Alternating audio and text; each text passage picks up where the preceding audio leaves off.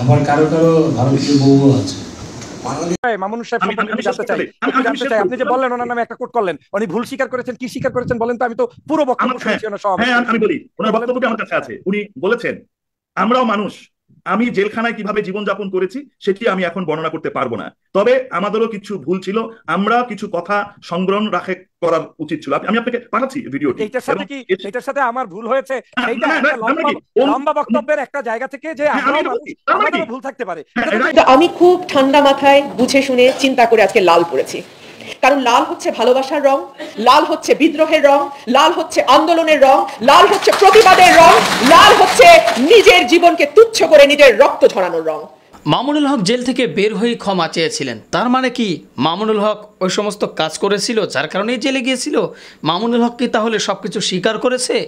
প্রিয় দর্শক, একটি লাইভ টক শো আপনাদের সাথে শেয়ার করব, যেখানে প্রচণ্ড পরিমাণে বাকবিতণ্ডা সৃষ্টি হয়েছে ডক্টর ফয়জুল হকের সাথে।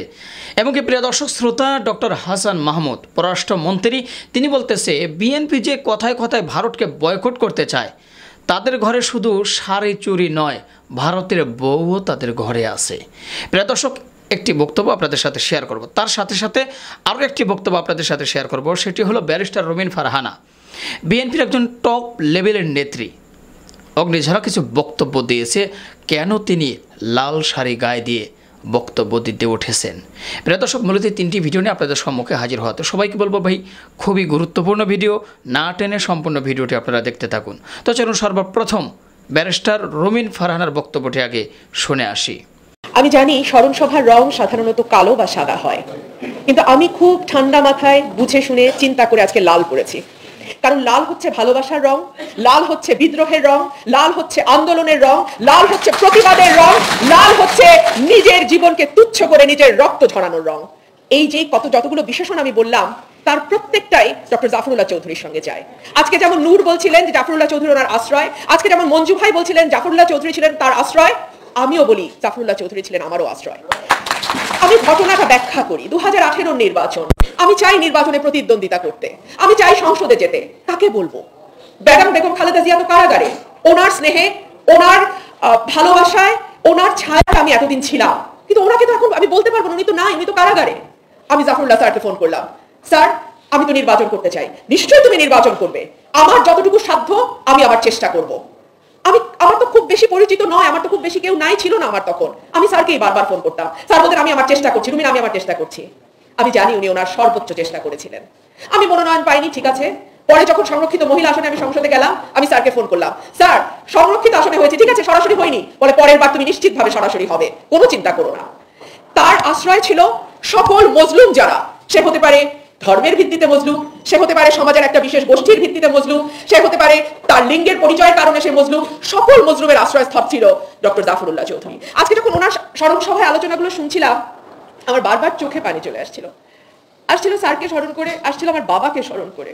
আমি যখন প্রথম রাজনীতিতে আসি, আমি বহু বছর আমার বাবার নাম কখনো উচ্চারণ করিনি। কেন করিনি জানেন? আমার মনে হতো আমি এত তুচ্ছ, এত ক্ষুদ্র, এত বড় একজনের নাম যদি আমি উচ্চারণ করি, আমার কোনো ভুল, আমার কোনো স্খলন, আমার কোনো ত্রুটি যদি ওনার নামকে একটু কালিমাযুক্ত করে, সেটার কষ্ট আমি সহ্য করতে পারবো না। আমি চাপা রাখতে পারিনি, সত্য তো আসলে চাপা থাকে না। আমি কার কন্যা, আমি কার সন্তান, সবই পরে প্রকাশিত হয়, কিন্তু আমি নিজে থেকে কখনো চাইনি যে আমি কার সন্তান এটি প্রকাশিত হোক, কারণ ওনারা অনেক বড় মাপের মানুষ।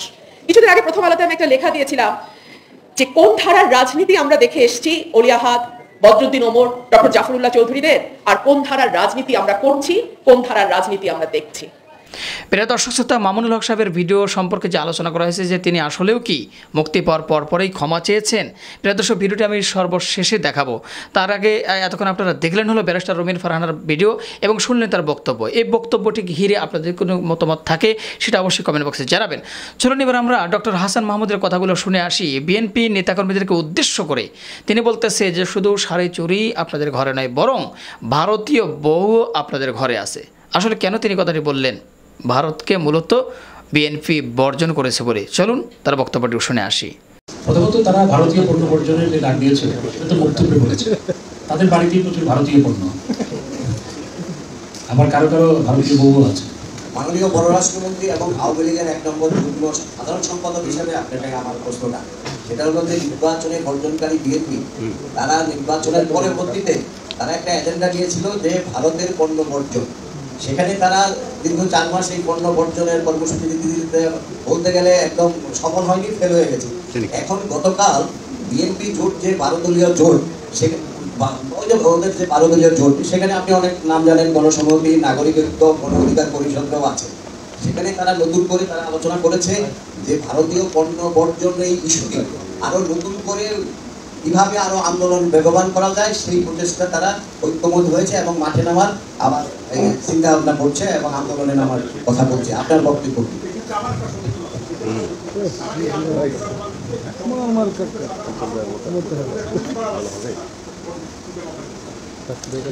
প্রথমত তারা ভারতীয় পণ্য বর্জনের যে ডাক দিয়েছে সেটা তো বক্তব্যে বলেছে। তাদের বাড়িতেই প্রচুর ভারতীয় পণ্য, আবার কারো কারো ভারতীয় বউ আছে। তো এখন সেই আন্দোলন তো বক্তব্যে বলেছে। যেই দেশের সাথে আমাদের কয়েক হাজার কিলোমিটার সীমান্ত, যেই দেশ আমাদের 3 দিকে আমাদের সীমান্ত, সেই দেশের সাথে সম্পর্ক ভালো না রেখে আমাদের দেশের উন্নয়ন কখনো সম্ভব নয়, শান্তি স্থিতিও বজায় রাখা সম্ভব নয়। তো এই ভারতীয় পণ্য বর্জন আসলে এটার মূল উদ্দেশ্য হচ্ছে দেশের পণ্যের বাজারকে অস্থিতিশীল করা। প্রিয় দর্শক শ্রোতা, পররাষ্ট্রমন্ত্রী ডক্টর হাসান মাহমুদের কথাগুলো আপনারা শুনলেন। অবশ্যই আপনাদের মূল্যবান মতামত কিন্তু আজকের ভিডিওর কমেন্ট বক্সে জানাবেন। এবার আমরা সর্বশেষ যেই ভিডিওটি আপনাদের জন্য নিয়ে এসেছি সেটি হলো ডক্টর ফয়জুল হক সাহেবের সাথে একজন নেতাকর্মীর বাকবিতণ্ডা হয়েছে একটি লাইভ টকশোতে, যে মামুনুল হক সাহেব নাকি জেল থেকে বের হয়েই ক্ষমা চেয়েছেন। এবং এই ক্ষমার উদ্দেশ্যটা কি? এই ক্ষমার উদ্দেশ্য কি তাহলে এটাই যে মামুনুল হক আসলেও অন্যের বউকে নিয়ে রেস্তোরাঁয় গিয়েছিল? মামুনুল হক কি আসলেও পরকীয়া করেছিল? প্রিয় দর্শক শ্রোতা, যার কারণে কি মামুনুল হক জেলে গিয়েছিল? তিনি কি আসলেও অপরাধী, যদিও জেলখানা থেকে বের হয়ে এসেছে? তো চলুন প্রিয় দর্শক শ্রোতা, সেই লাইভ টক শোটিও দেখে আসি। মামুনুল সাহেব সম্পর্কে আমি জানতে চাই। আপনি যে বললেন ওনার নামে একটা কোট করলেন, উনি ভুল স্বীকার করেছেন, কি স্বীকার করেছেন বলেন তো? আমি তো পুরো বক্তব্য শুনেছি ওনার সব। হ্যাঁ, আমি বলি, ওনার বক্তব্য আমার কাছে আছে। উনি বলেছেন, আমরাও মানুষ, আমি জেলখানায় কিভাবে জীবনযাপন করেছি সেটি আমি এখন বর্ণনা করতে পারবো না, তবে আমাদেরও কিছু ভুল ছিল, আমরা কিছু কথা সংগ্রহণ করার উচিত ছিল। আমি আপনাকে পাঠাচ্ছি ভিডিওটি। এটার সাথে আমার ভুল হয়েছে, লম্বা বক্তব্যের একটা জায়গা থেকে যে আমারও ভুল থাকতে পারে, এটা তো আমি টকশো করছি এখন, আমারও তো ভুল থাকতে পারে। এই কথাটা আপনি করে বলছেন যে মামুনুল সাহেব ভুল স্বীকার করেছে। দ্যাট মিন্স আপনি জনগণকে মেসেজ দিয়ে দিচ্ছেন যে মামুনুল সাহেব যে অপবাদ আপনারা দিয়েছেন ওইগুলো মামুনুল সাহেব। এবং যে কথাটি ফয়জুল বললেন যে মামুনুল হক সাহেবের প্রসঙ্গ নিয়ে আনলেন, আপনি দেখেন যেদিন ছাড়া পেয়েছেন ওদিন তার মাদ্রাসায় এসে উনি কি বক্তব্য দিয়েছেন?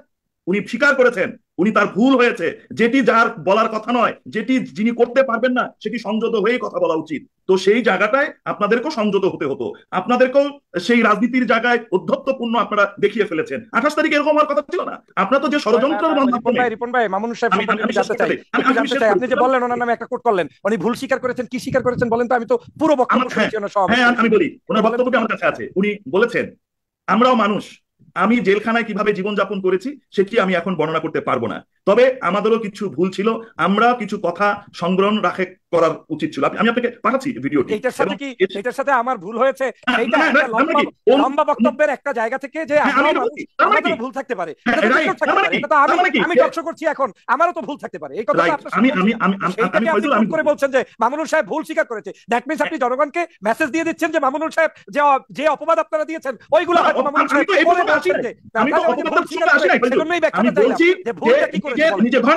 আপনি দীর্ঘক্ষণ বক্তৃতা দিলেন, দেওয়ার পর শেষ পর্যায়ে গিয়ে বললেন যে হ্যাঁ আমার এইরকম বিষয়টি সংযত হওয়া দরকার ছিল। তার মানে কি পক্ষান্তরে আপনি স্বীকার করে নিলেন যে আপনার বক্তব্য, মানে আপনি বলছেন এখানে আমার প্রশ্ন আছে। আপনি বলছেন যে মামুনুল হক সাহেব ইন পার্টিকুলার কোন একটা বিষয়ের ব্যাপারে তিনি বলেছেন যে আমার সেই ভুল ছিল, এটা স্বীকার করে নিয়েছেন, তার বক্তব্য এরকম কিছু? হ্যাঁ, মানে উনি যে অধ্যত্বপূর্ণ যে বক্তব্যগুলো দিয়েছিলেন, যেরকম মাদানির ক্ষেত্রেও যদি আমি বলি, এরকম অধ্যত্বপূর্ণ বক্তব্যের ব্যাপারে উনি বলেছেন যে এগুলো ভুল ছিল। আমি এটা বলছি, উনি বলছেন যে আমাদেরও কিছু কিছু ব্যাপারে কথা বলার ক্ষেত্রে সংযত হওয়া উচিত। এই শব্দটি আপনি আপনার মতো করে বলতে যাচ্ছেন যে তিনি তার বিগত আমলে অধ্যত্বপূর্ণ বক্তব্য এবং এগুলির ব্যাপারে অনেকটা কি বলা যায়, উনি এটা এখন মনে করছেন যে তার ওই ধরনের আচরণ এটি সাইকোলজিক্যালি বা মনস্তাত্ত্বিক ভাবে যদি আপনি দেখেন যে আপনি বোঝার চেষ্টা করছেন, আমি আপনাকে বলি যে আপনি অনেক কিছু বলার পর আপনি যদি শেষে এসে বলেন যে ফাইজুল আই এম সরি, তার মানে কি এই যে আপনি অ্যাপোলজি করলেন, এই যে আপনি সরিটা বললেন, তার মানে কি যে আপনি ইতিপূর্বে আমার সঙ্গে যে আচরণটি করেছেন সেটি আপনার ঠিক হয়নি। আমি সেই জায়গা থেকে উনি তো বলেছে যে আমি যা করেছি এর আগের জন্য আমি সেটা উনি তো ওনার ফলোয়ারদের উদ্দেশ্যে এই কথাগুলো বলেছেন। আপনি দেখেন, আমি তো বললামই আমরা যখন একটা বড় আলোচনা করি, যেমন এই আলোচনার পর আমাকে যদি আপনি কনক্লুড করতে বলেন, তখন আমি সবসময় বলি যে আমাদের অনেক ভুল হতে পারে, আমরা অনেক কথা বলেছি। তার মানে এই না যে আমি ভুল করেছি, তারপরেও আমরা কিন্তু শুধুমাত্র আমাদের যেন কোনো না কোনো ভুল যদি হয়েও থাকে সেটিও যেন মানুষ মার্জনার চোখে দেখে, সেই জন্য আমি বলে থাকি অন এভারেজ। বাট উনি কি ইন পার্টিকুলার কোনো কিছুর জন্য বলেছে যে হ্যাঁ আমি আমার বিগত সময় এই যে অভিযোগগুলি আমার বিরুদ্ধে আনা হয়েছিল সেগুলি আসলে আমার ভুল ছিল, এরকম কোনো কথা বলেছে কিনা? ইঙ্গিত দিয়েছেন যে আমারও কিছু বক্তব্য, আমারও কিছু কথা আমার না বুঝে হয়তো আমরা বলে ফেলেছি, আমরা এটি বলেছি। তার মানে কি যে আপনি সেটি বুঝতে পারেন। আমি দেবো একদম শেষের দিকে গিয়ে উনি বলেছেন। আচ্ছা, যে বিষয়টা আমরা অনেক বিচ্ছিন্ন আলাপে চলে যাচ্ছে আপনার কাছে। আপনি মনে করেন কি বাংলাদেশ আসলে চালাচ্ছে কি, কোনো উদ্দেশ্য শক্তি চালাচ্ছে নাকি বাংলাদেশ সরকার চালাচ্ছে? যে বিষয়টি হচ্ছে যে কোনো একটি রাষ্ট্র কিন্তু শুধুমাত্র দেশের জনগণ, দেশের যে অর্থনীতি তা দিয়ে পরিচালিত হয় না। রাষ্ট্র পরিচালিত হয় বহির্বিশ্বের সঙ্গে বাণিজ্য, রাষ্ট্র পরিচালিত হয় বহির্বিশ্বের সাথে কূটনৈতিক সম্পর্ক, রাষ্ট্র পরিচালিত হয় আমাদের আদান ভাব বিনিময়, আদান প্রদান, সেটির মাধ্যমে আমাদের প্রতিটা রাষ্ট্রেই এভাবে তাদের পরিচালনা করে থাকেন। সেই পরিচালনার ক্ষেত্রে যেটি বলছে এখন বিরোধী দলগুলো, এই রিউমারটি কেন চলছে? কারণ হলো তারা এতদিন যাবত যে সমস্ত গুজব, যে সমস্ত অভিযোগ, যে সমস্ত আপনার কি বলেন যে মিথ্যাচার সরকারের বিরুদ্ধে করেছে সেটির কোনো কিছুই প্রমাণ করতে পারেন নাই। যেহেতু প্রমাণ করতে পারেন নাই এবং তারা ভেবেছিলেন যে এই নির্বাচনের যে তকমা তারা লাগিয়ে দিতে চেয়েছিল সেটাও উপজেলা নির্বাচনে এসে ফেল করে ফেলেছে বিএনপি এবং সলিড ভোট প্রদান করতে লোকজন গিয়েছেন। তো সেই জায়গাটিতে তারা এখন কি করছে, নতুন করে আরেকটি বিষয় জনগণের সামনে নিয়ে আসছে, এটি হলো যে মানুষকে, তাদের যে ফলোয়াররা আছে তাদেরকে উদ্বুদ্ধ করার জন্য। ডেফিনেটলি দীর্ঘদিন সময় কোন রাজনৈতিক দল যদি ক্ষমতার বাইরে থাকে এবং তারা যদি সেই জায়গাটিতে প্র্যাকটিসটা করতে না পারে, সেখানে কিন্তু নানা ধরনের দুর্বলতা তৈরি হয়। অনেকে তাদের বৈষম্যের শিকার হন, অনেকে মামলার শিকার হন। ফলে তারা কি করেন, এই সমস্ত নেতাকর্মীদেরকে উদ্বুদ্ধ করার জন্য এবং রাজনৈতিকভাবে তারা পুনঃপ্রতিষ্ঠাতা হওয়ার জন্য আসলে এই রাজনীতির কথাগুলো বলেন। আসলে সরকার তো আমার দেশের সরকার বহির্বিশ্বকে পরিচালিত হবে কিভাবে? আমার যে বিষয় হচ্ছে কিছু, আমি তো বললাম যে এই ব্যাটালাইজেশন গুলো আমাদেরকে করতে হয়। ভারতের হস্তক্ষেপ বা ভারতের দ্বারা বাংলাদেশের সরকার পরিচালিত হচ্ছে, এটাকে আপনি ডিনাই করছেন? আমার রাষ্ট্র, আমার সংবিধান, আমার সরকার ব্যবস্থাপনা, এর মধ্যে তার সাথে আমাদের কূটনৈতিক সম্পর্ক থাকতেই পারে, সেটি একটা ভিন্ন বিষয়। ধন্যবাদ। আমি আজকে ফয়জুলের সাথে আজকে এখানে ডিবেটিং করছি, তো তার সঙ্গে আমার কি কোনো সম্পর্ক থাকতে পারে না? এখন আমি যদি তার আমি শেষ করার আগে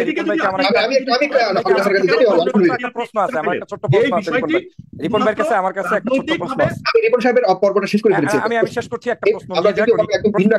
আমার একটা প্রশ্নটা একটু নিয়ে নিক, আমি রিপন ভাইয়ের কাছে একটা বিষয় জানতে চাই। উনি উপজেলা নির্বাচন নিয়ে অনেক কথা বলেছেন। প্রিয় দর্শক শ্রোতা, লাইভ টক শোটি আপনারা দেখলেন। আশা করি বক্তব্যটি শুনে আপনারা বুঝতে পেরেছেন কি বিষয়টি নিয়ে আলোচনা হলো। তা মূলত 3টি ভিডিও নিয়ে আপনাদের সম্মুখে হাজির হয়েছিলাম, যা এক এক করে আপনাদের সাথে শেয়ার করলাম। আশা করি 3টি ভিডিও আপনারা মনোযোগ সহকারে দেখেছেন এবং সকলের কথাগুলো শুনেছেন। তো এবার আপনাদের মূল্যবান মতামত জানানোর পালা। অবশ্যই আজকের ভিডিওর কমেন্ট বক্সে আপনাদের মূল্যবান মতামত জানাবেন। পারলে ভিডিওটি শেয়ার করে অন্যদের দেখা এবং শোনার সুযোগ করে দেবেন। আর আমাদের এই চ্যানেল এখন পর্যন্ত যারা সাবস্ক্রাইব করেন, প্রতিনিয়ত এই ধরনের সকল প্রকার নিত্য নতুন আপডেটগুলো পেতে আমাদের এই চ্যানেলটি সাবস্ক্রাইব করে আমাদের সাথে থাকবেন। যারা প্রায় 5 থেকে 6 বছর যাবৎ আমাদের বন্ধু হয়ে আছেন, আমাদের পরিবারের একজন হয়ে গেছেন, অর্থাৎ নাসির ইসলাম মিডিয়া সেন্টারের একজন সদস্য হয়েছেন, সবাইকে ধন্যবাদ জানাচ্ছি। আর যারা সদস্য হন নাই, আশা করি আপনিও সদস্য হয়ে যাবেন। অবশ্যই একটি সাবস্ক্রাইব করে দিন। তো ভালো থাকবেন সবাই। আজকের মতো ছিল পর্যন্তই। আবারও দেখা হবে, কথা হবে নতুন কোনো টপিক, নতুন কোনো ভিডিও নিয়ে। ভালো থাকবেন সবাই। আল্লাহ হাফেজ।